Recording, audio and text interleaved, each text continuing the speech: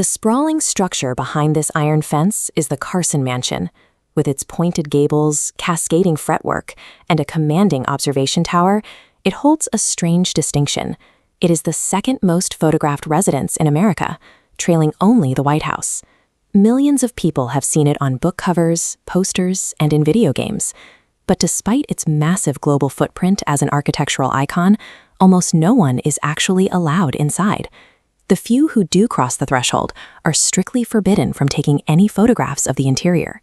The owners enforce this secrecy with absolute rigidity. In 1974, Ellen Stern Harris, the vice chairman of the California Coastal Commission, arrived at the front door with an official government delegation expecting a tour. She was flatly turned away. Refusing entry to high-ranking state officials suggests a calculated effort to maintain the mansion's isolation as an impenetrable, high-stakes vault. To understand why this masterpiece is guarded with such intensity, we have to look past the iron fence and uncover the story of William Carson, a man who abandoned the crowded goldfields to build a massive industrial empire on a resource everyone else was walking past. William Carson was born to Irish immigrants in Canada, but like thousands of others, he chased the California gold rush. At 23, he endured a grueling 6-month ocean voyage around Cape Horn, eventually trekking into the Trinity Mountains. He spent 2 full seasons panning alongside massive competitive crowds, and he found absolutely nothing. But when the mines froze over during his first winter, Carson noticed something else. The local redwood trees stood in groves so dense they blocked the midday sun.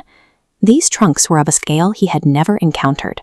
San Francisco was undergoing an explosive urban expansion, and every new building required timber.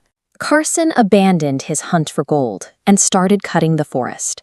The terrain in Humboldt County was incredibly steep, making commercial logging practically impossible for ox teams. So, Carson patented the steam donkey engine, a steam-powered winch capable of dragging logs out of steep ravines. This mechanical advantage skyrocketed production. By the 1880s, his mills were churning out 15 million board feet of lumber annually. He was pulling so much wood out of the mountains that the local bay was physically congested with his fleet of schooners. He owned the local banks, owned the railroads, and the mills. The prospectors who stuck to the rivers kept fighting over the same scarce flakes of gold. Carson secured his fortune by recognizing the massive, unexploited raw material that was quite literally casting a shadow over the competition. For decades, Carson lived in a modest 2-story house near his mills. But in 1884, he decided to express his status. He commissioned a local architectural firm and demanded an eclectic, unapologetic design that would suit his exact tastes.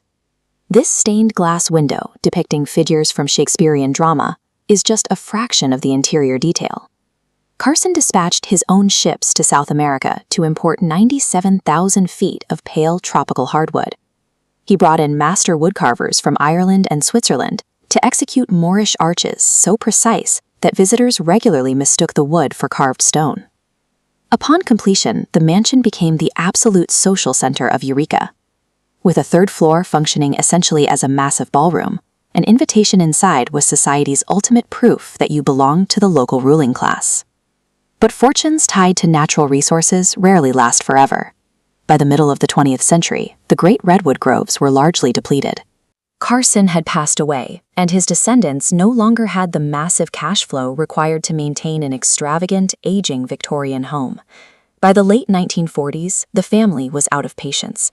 In a desperate move, they offered to sell the finest residence in the American West to the city of Eureka for exactly $1.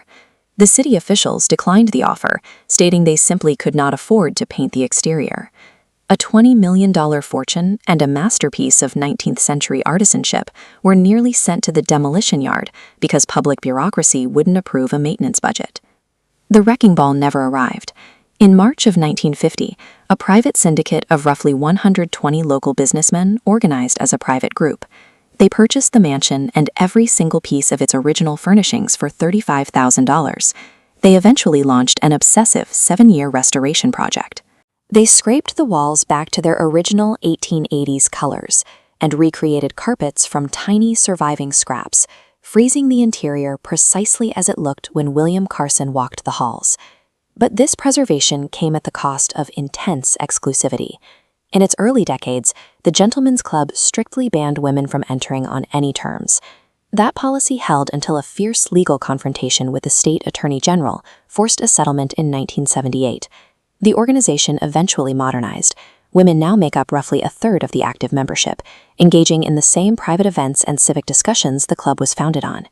However, the tight-knit, fiercely private nature of the organization remains absolute. They even deliberately refuse to apply for a listing on the National Register of Historic Places. Accepting federal historic status would attach preservation guidelines, and with them an expectation that the public gets to walk through the front doors. If you want to build a legacy that actually survives the centuries, you need the audacity to construct a masterpiece. But if you want to keep it standing, you need uncompromising backbone to lock the doors and protect it from the rest of the world.